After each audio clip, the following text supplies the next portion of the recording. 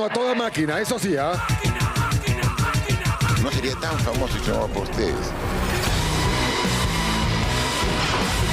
Pero como no estoy alterada, por eso que todavía sigues viva, mi amor. Señores de Willard, dejen de mentir y de desinformar. El dicho dice, dime con quién eres, diré quién eres, un delincuente.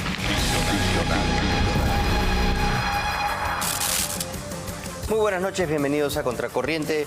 Vamos a empezar el programa con un merecido homenaje a Patrick Hiroshi Ospina Orihuela. Él es el suboficial de la policía y bombero voluntario que murió tras intentar rescatar a un perro que estaba atrapado en el caudaloso río Rímac. Luego de 30 horas de búsqueda, finalmente lo encontraron, lamentablemente ya sin vida. Aquí el reportaje.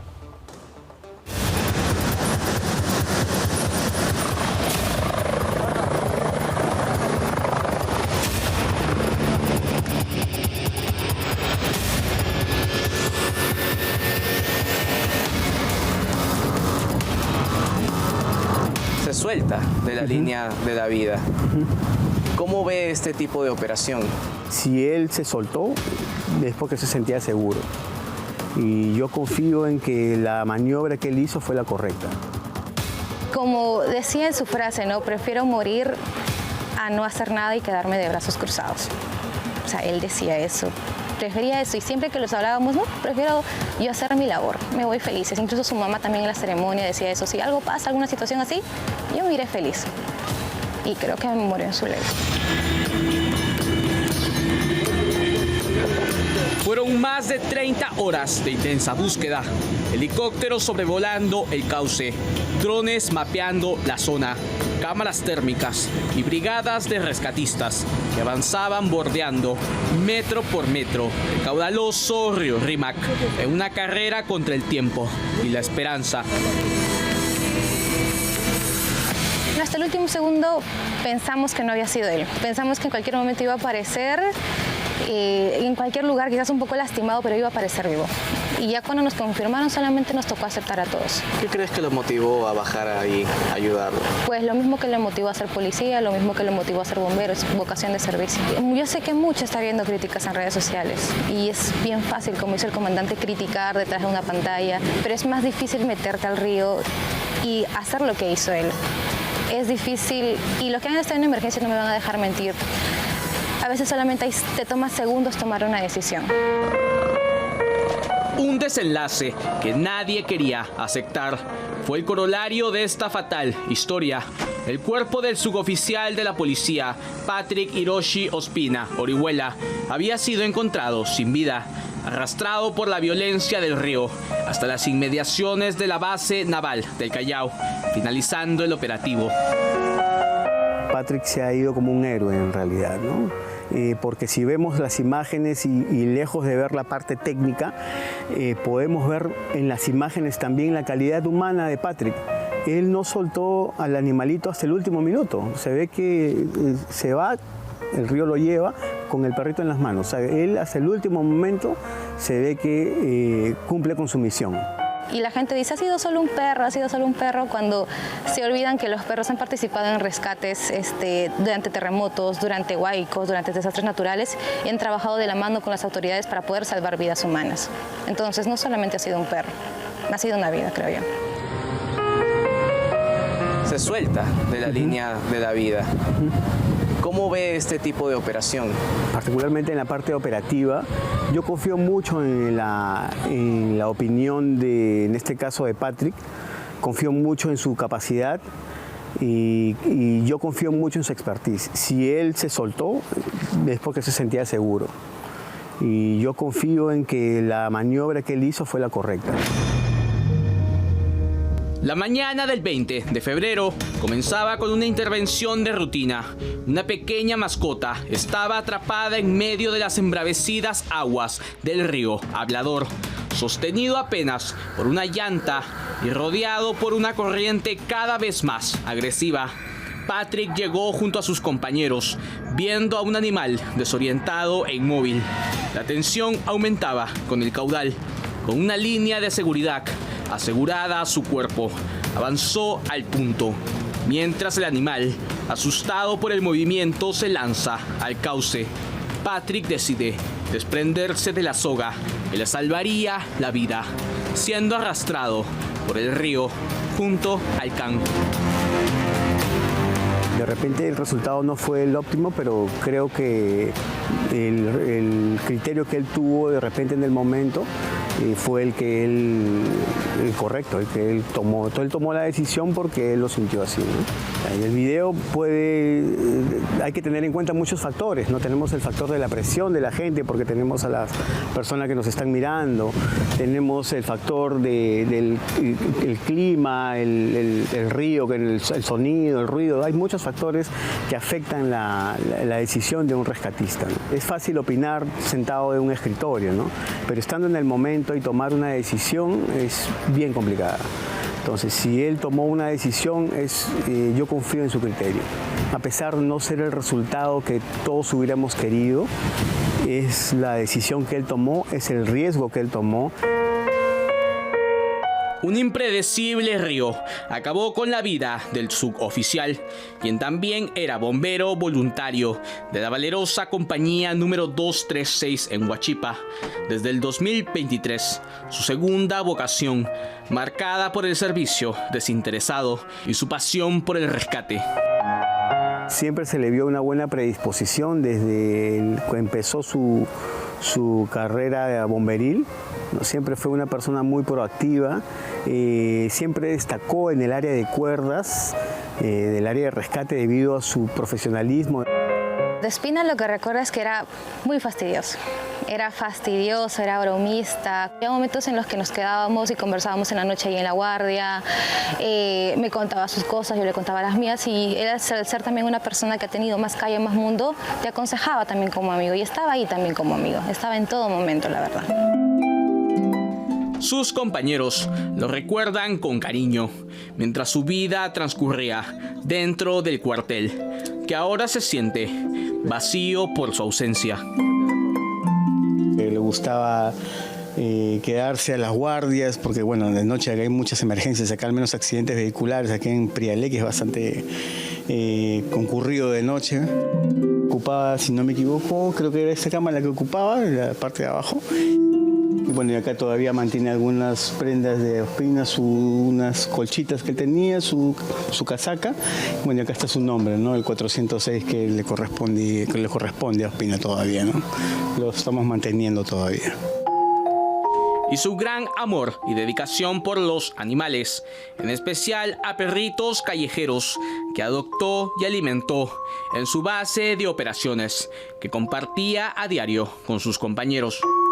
Él era bien juguetón con los animales, le gustaba jugar con los animales, gestionaba para que pudieran traer comida acá para los animales, porque son 5 perritos los que tenemos.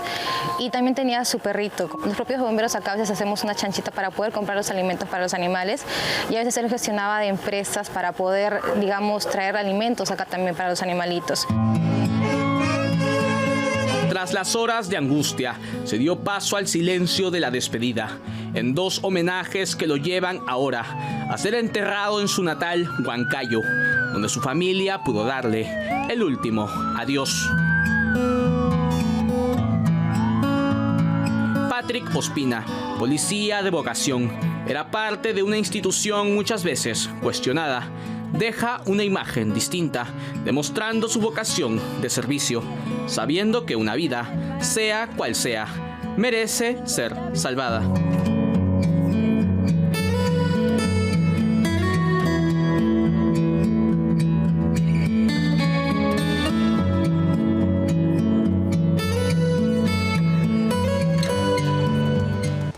Bueno, y con esto también un reconocimiento a todos los valientes agentes de la Policía de Rescate que día a día enfrentan este tipo de dramas. Lo estamos viendo hoy con los desastres en Arequipa, en el norte del país, de los cuales el presidente ni está enterado.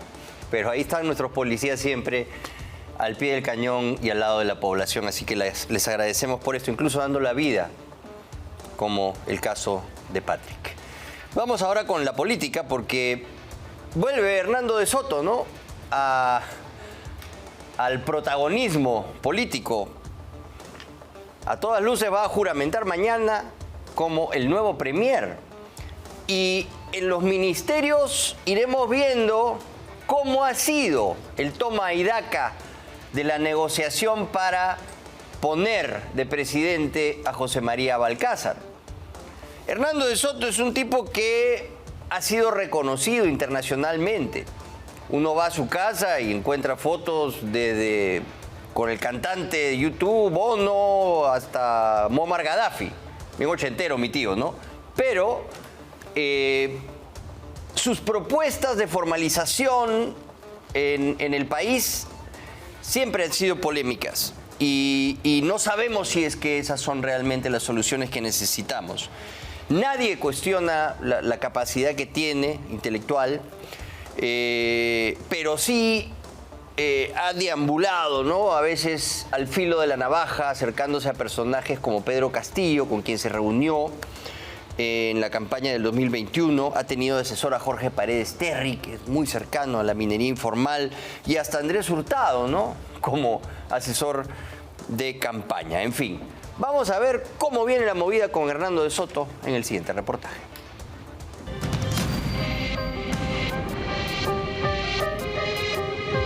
Nosotros queremos nuestra parte del petróleo y queremos utilizar nuestros beneficios para formar a nuestra gente, para que nuestra gente también se eduque en petróleo, se eduque en minas, se eduque en madera. Luego de años asesorando mandatarios y tras una postulación fallida a la presidencia en el año 2021, Hernando de Soto cumple tal vez lo que tenía como uno de sus propósitos en la vida: ser cabeza o al menos ser líder visible de un gobierno. José Balcázar, el segundo presidente interino antes de estas elecciones del 2026, tiene mucho por hacer. Por lo pronto, el rumbo parece un poco perdido y dejó que pensar luego de que el presidente de la República le declaró a una radio local que recién se entera de los huaicos en Arequipa.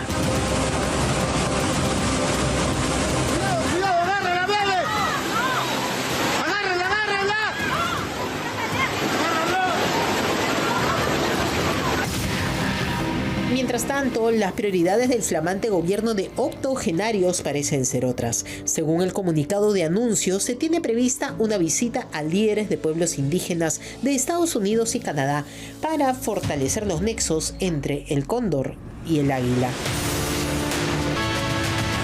Pero las reuniones de Soto con líderes mundiales no son poco conocidas.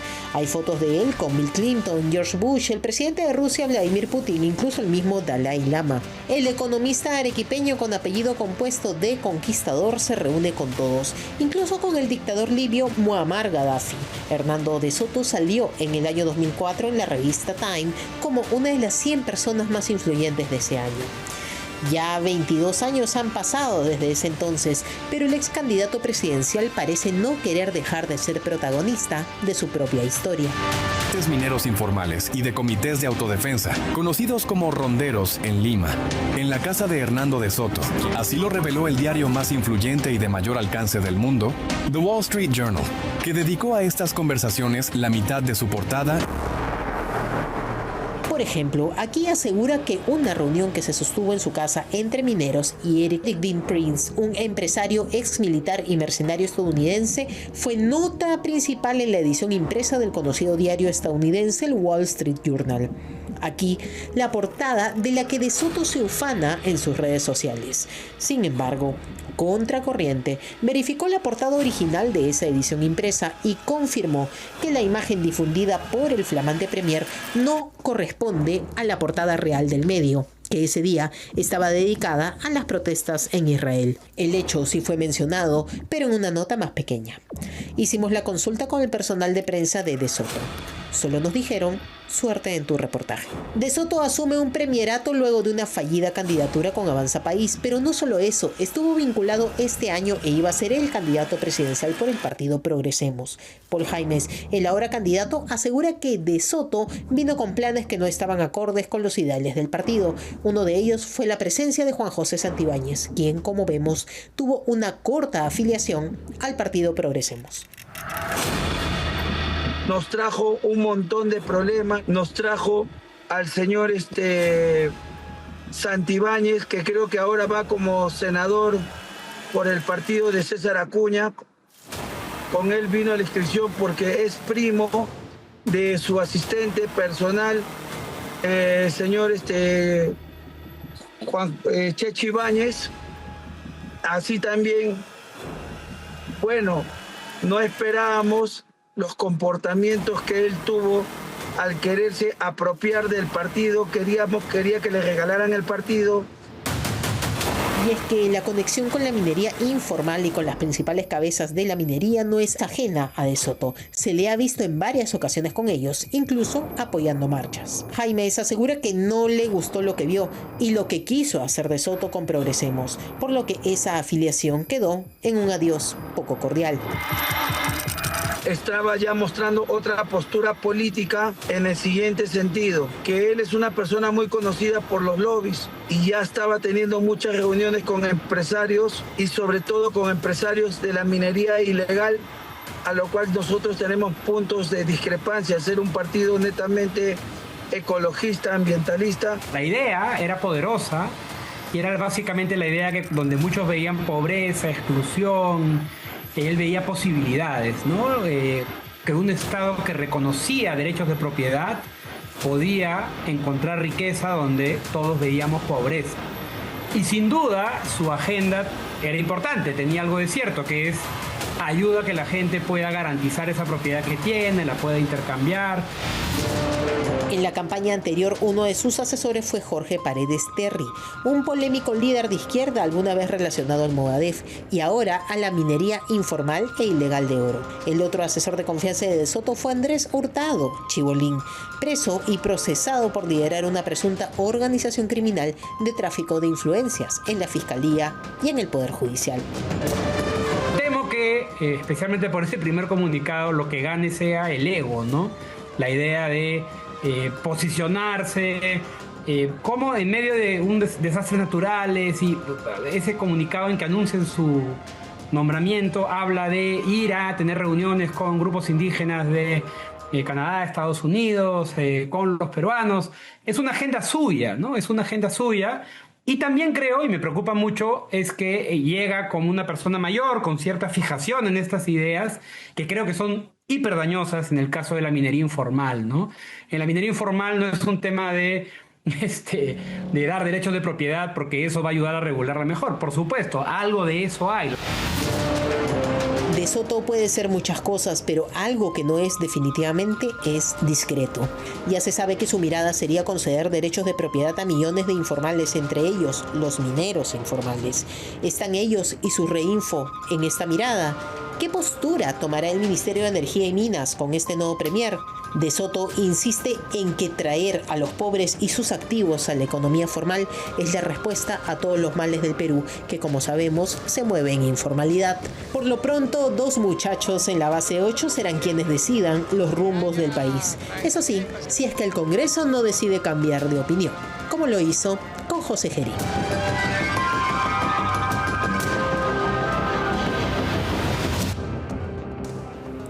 Tienen 167 años entre Balcázar y De Soto. Los dos jovencitos que se van a hacer cargo del país.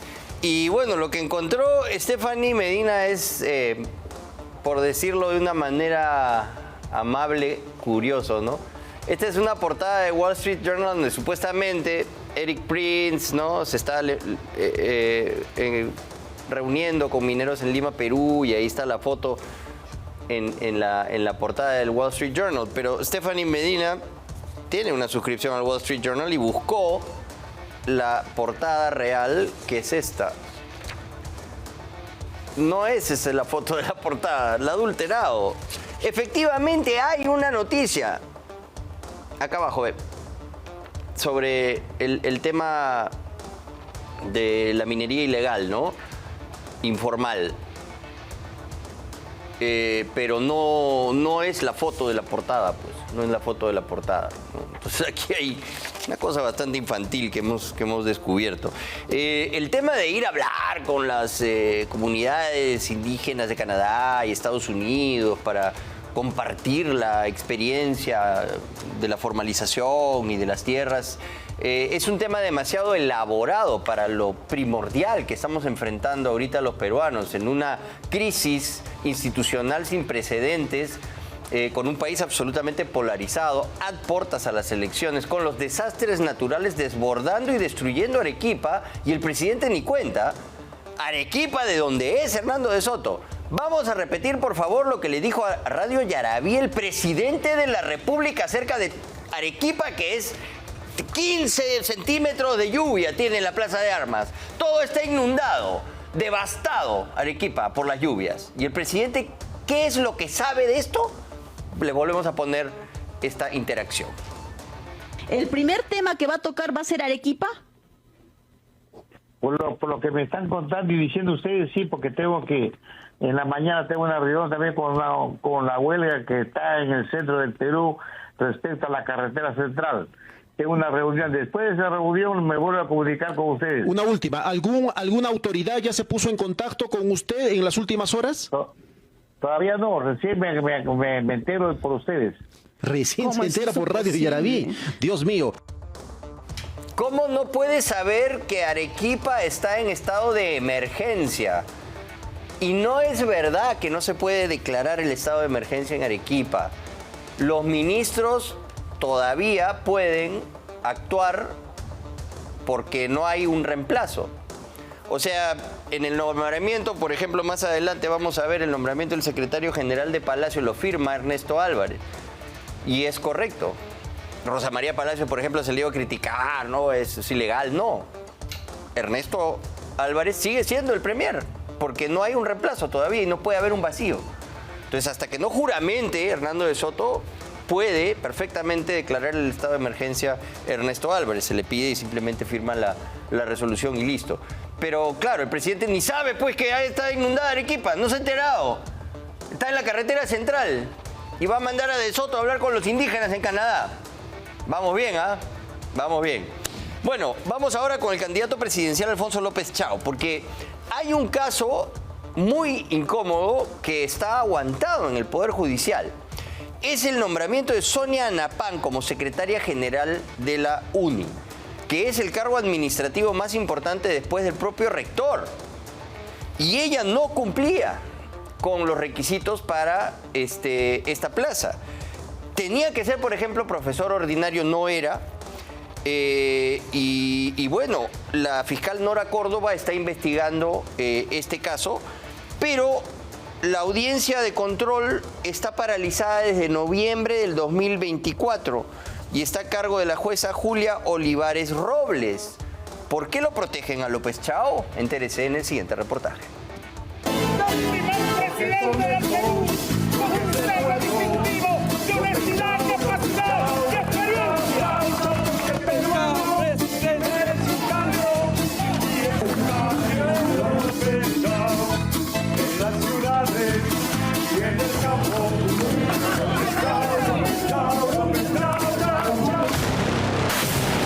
Designar a la ingeniera Sonianán Ulloa en el cargo de secretaria general de la Universidad Nacional de Ingeniería. Firma el rector Alfonso López Chao Nava.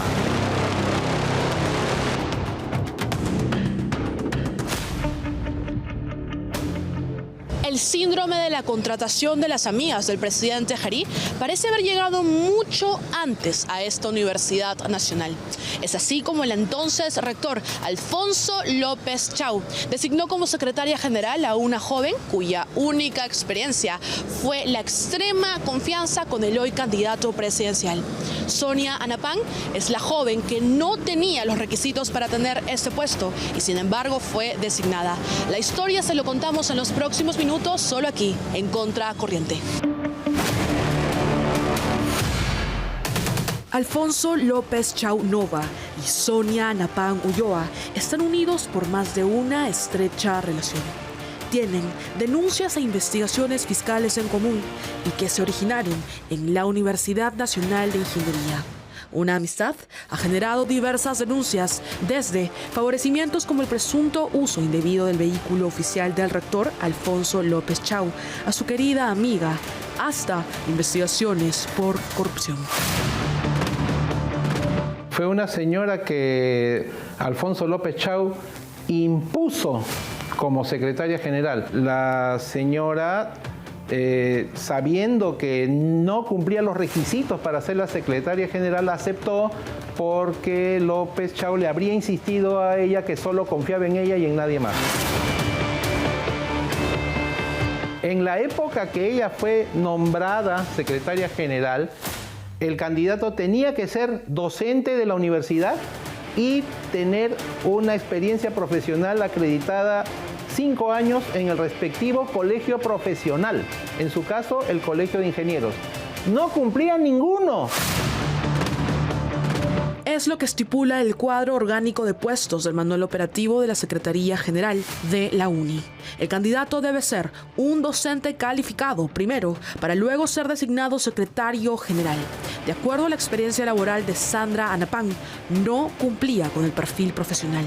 Primero, ocupó el puesto de secretaria general y 2 años después, en agosto del 2023, recién fue profesora universitaria.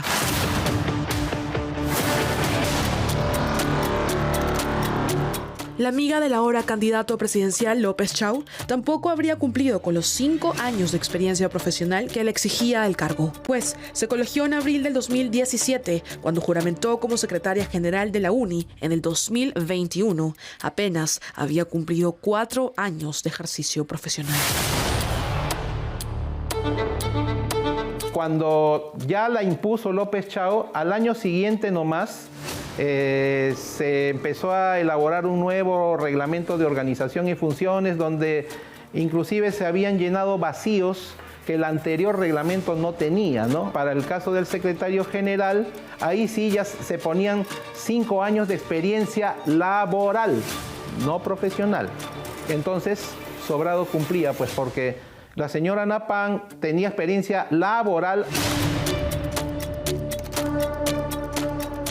Experiencia laboral sí, pero ni mínimamente relacionada a su flamante cargo de secretaria general, sino como asistente de desarrollo textil o jefa de control de calidad.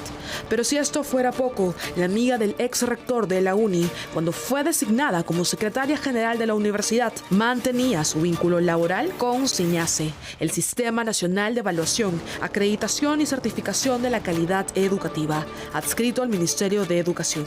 Es decir, habría dobleteado en 2 instituciones del Estado.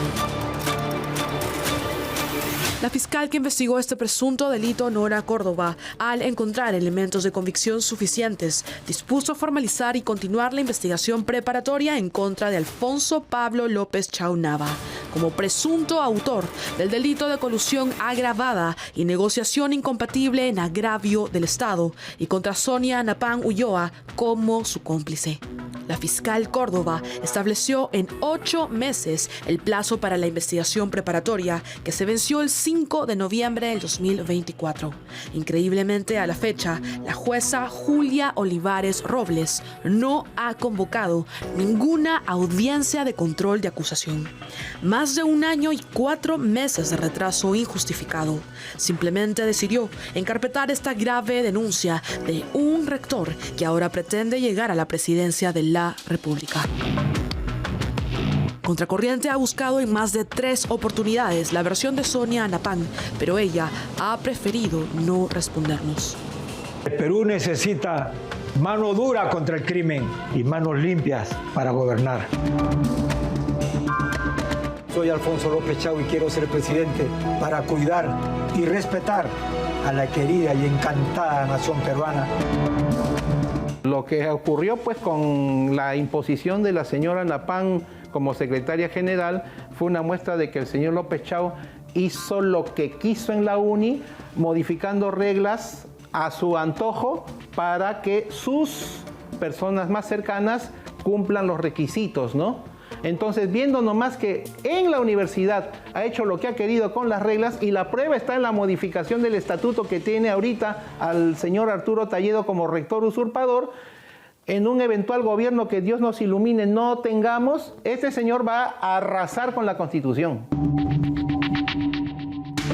Lo curioso y favorable para el candidato presidencial de izquierda de 75 años es que si este proceso penal en su contra por corrupción mantuviera su curso normal, sin retrasos milagrosos y omisiones piadosas irregulares, Alfonso López Chau debería afrontar los 5 años de prisión efectiva que la fiscal Córdoba ha pedido para él por varios delitos graves contra la administración pública, por nombrar irregularmente a su cercanísima amiga.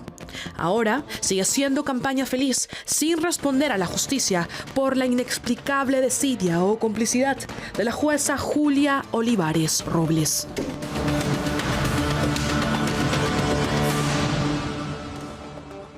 Bueno, en épocas de campaña suelen pasar estas cosas, ¿no? Recuerden ustedes cómo fue separado del caso Dinámicos del Centro Pedro Castillo, en algo que todavía no se investiga a fondo en el Ministerio Público por los blindajes que aún todavía permanecen. Una supuesta conversación, una negociación entre Rafael Vela, entonces coordinador del sistema de lavado de activos, y el propio Vladimir Cerrón y Ruth Luque, que le pedían, ¿no?, que lo separe del caso a Pedro Castillo, cosa que de hecho hizo el fiscal Richard Rojas para protegerlo, mientras por el otro lado el fiscal José Domingo Pérez corrió, ¿no?, para abrirle el caso a Keiko Fujimori lo más rápido posible en segunda vuelta. Así que mucho cuidado, ¿no?, con que nuevamente la justicia esté inclinándose para favorecer a algunos y para lapidar a otros. Muy bien, antes del corte hay que hacer una importante mención. Visite Danza, un lugar donde la danza y la gastronomía se unen para mostrarle lo más fascinante del Perú. Déjese sorprender por una noche llena de experiencias sensoriales únicas en el país. Adquiera ya sus entradas a través de Join Us. Danza, danzas y sabores del Perú. Volvemos. Siente el Perú en danza, una experiencia inmersiva asombrosa. Adquiere tus entradas en Join Us. Conoce más en www.danzaperú.pe.